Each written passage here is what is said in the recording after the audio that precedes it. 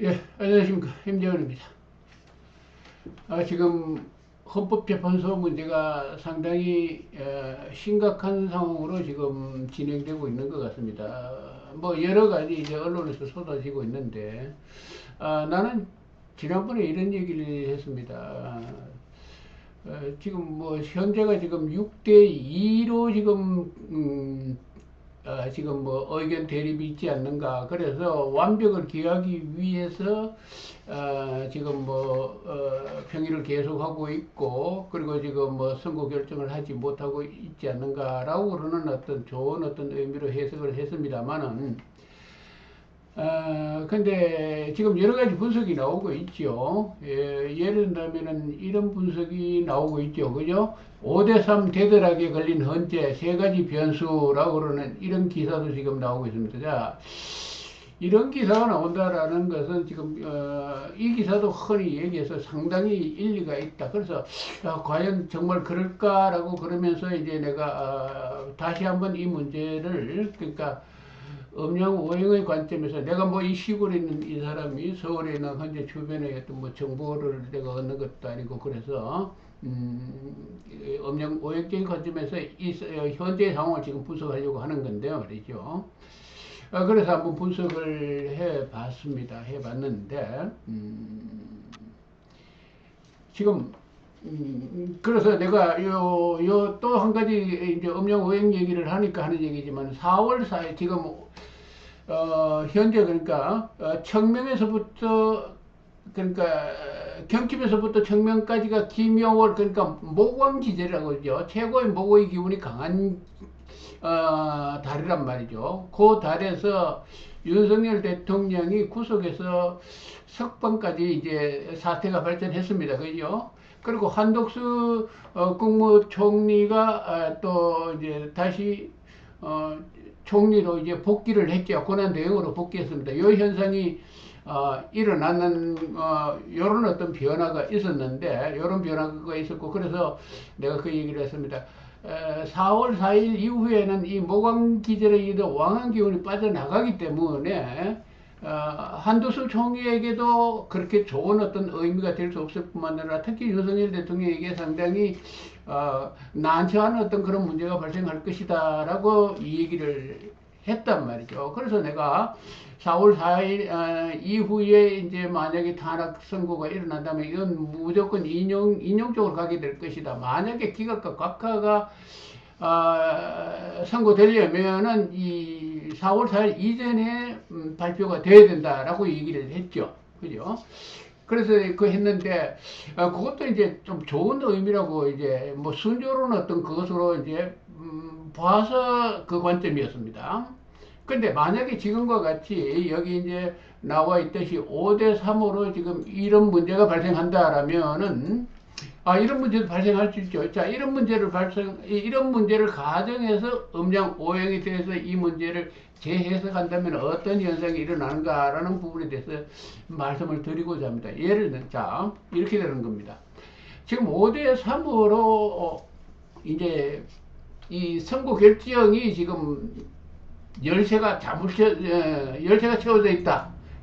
그러니까 되돌아게 걸려 있다라고 지금 얘기를 하고 있단 말이죠. 자, 이런 게 있을 수가 있습니다. 그렇다면은 기각과 각하라고 그러는 이것도 사실상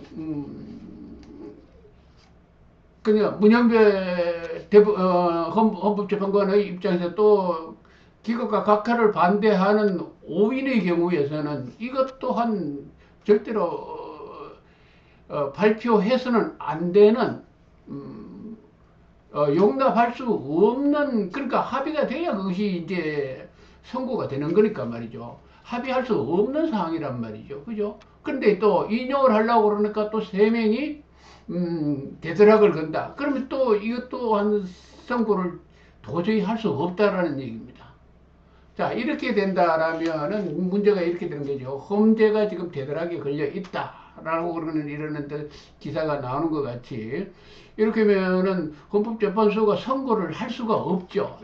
그래서 선고가 할 수 없는 상황이 지금 진행되고 있다라는 얘기죠. 근데 선고가 할 수 없는 상황이 진행되는 이유는 음양 오행적으로 분석을 하면은 기묘월 묘 원래 윤석열 전체의 어떤 흐름은 이 관제라든지 다시 말해서 대통령 기계에 올라갈 수 없는 그런 그것으로 흐르고 있는데 기묘오리라고는 모의 기운이 상승하기 때문에 다시 원상 복구하려고 그러는 어떤 그것이 있었지만은 실질상으로 복구할 수가 없다. 다시 말해서 그 기묘오리 모의 왕의 어떤 기운이 전체적인 윤석열 대통령의 대통령기 복구라고 그러는 큰 흐름에 반해서 복구시키려고 그러는 그 기운, 이 묘의 목의 기운이라고 그러는 것은 얼사년에 바로 세 사람의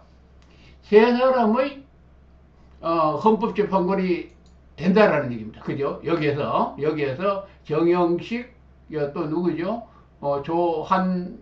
그죠? 조한창이죠? 그죠? 그 다음에 김복형, 요 세 사람이 이제, 거기에서 지금 노력을 하는데, 윤석열 대통령을 하는데, 이것이 그 힘이 미약하기 때문에 4월 4일 이전에까지 이제 복귀를 시키는 것이 불가능해진다. 라는 얘기가 됩니다.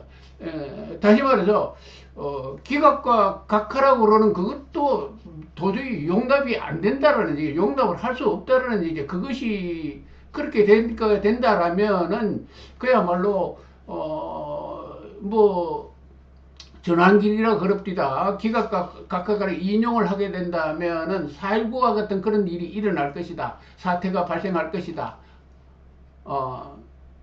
라는 얘기를 했다라고 그러죠. 뭐 그런 얘기를 하는 것과 같이 그러한 사태가 이제 이 세 명은 그 사태를 얘기하고 있는 것이고, 그리고 만약에 지금 5명 같은 경우에는 지금 인용을 해야 되는데 그 기각과 각하라고 그러는 그것을 만약에 했을 때에 그러니까 제가 말을 좀 실수했네. 인용을 했을 때에 이제 전환기가 4.19와 같은 그런 일이 일어날 것이다라고 얘기를 했죠. 그죠? 그런데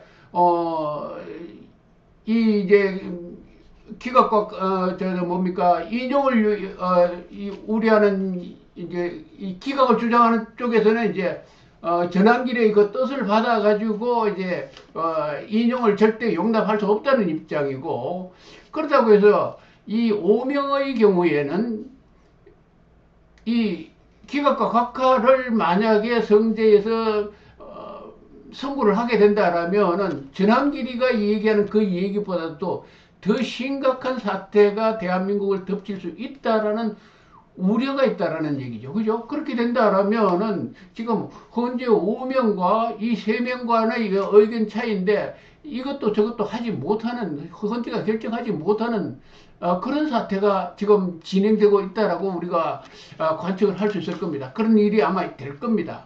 그런데 거듭 얘기하지만은 인용을 한다라면은 바로 선거에 들어가기 때문에 전환길이가 얘기했던 4.19와 같은 그런 사태가 일어날 수가 없습니다.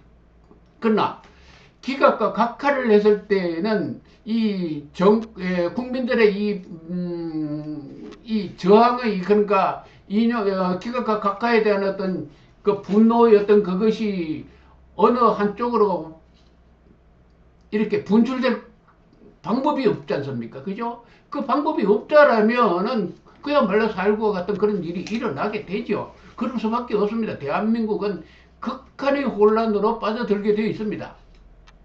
그렇게 되어 있다는 얘기죠. 기각과